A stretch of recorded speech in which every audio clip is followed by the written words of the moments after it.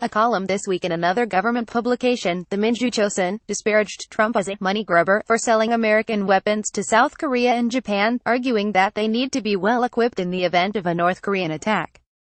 Dictator Kim Jongun himself issued some comments on Tuesday against America while reportedly inspecting a car factory, according to the Korean Central News Agency KCNA.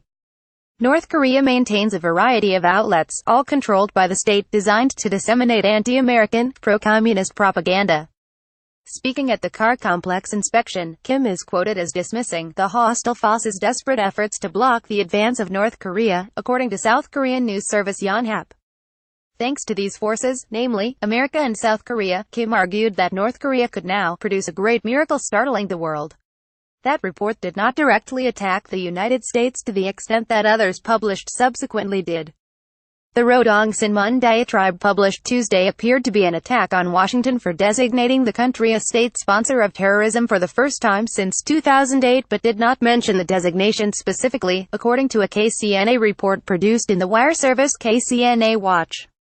As KCNA's website is blocked throughout much of the world, KCNA Watch reproduces easily shareable copies of its articles. The hideous crimes committed by the lunatic president of the U.S. are a blatant challenge to the dignity of the supreme leadership of the DPRK, a wanton violation of its sovereignty and a vicious insult to the genuine life of the Korean people, Rodong Sinmun reportedly argued.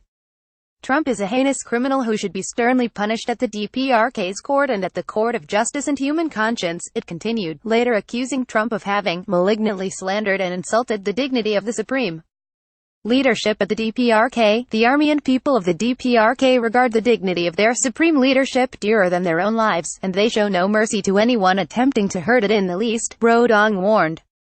Rodong Sinmun had sentenced Trump to death the last week in another editorial for, again, allegedly having malignantly hurt the dignity of the supreme leadership of the DPRK. Rodong Sinmun routinely refers to Trump as old and insane.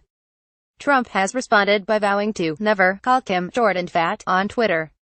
A separate publication, Minju Choson, accused Trump of attempting to swindle other Asian states into buying advanced American defense equipment. A commentary of Minju Choson Tuesday says that Trump has disclosed his inborn nature as a money grubber. KCNA asserted on Tuesday.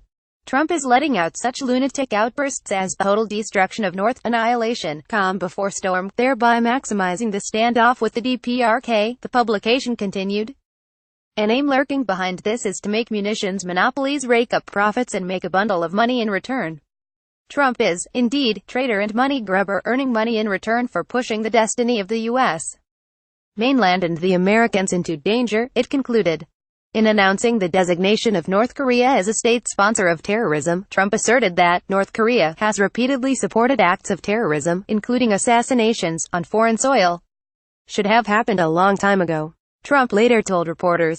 The parents of Otto Warmbier, an American citizen killed through torture in North Korea after being accused of touching a political poster, have advocated for designating North Korea a terror state since their son's death this year. Follow Francis Martel on Facebook and Twitter.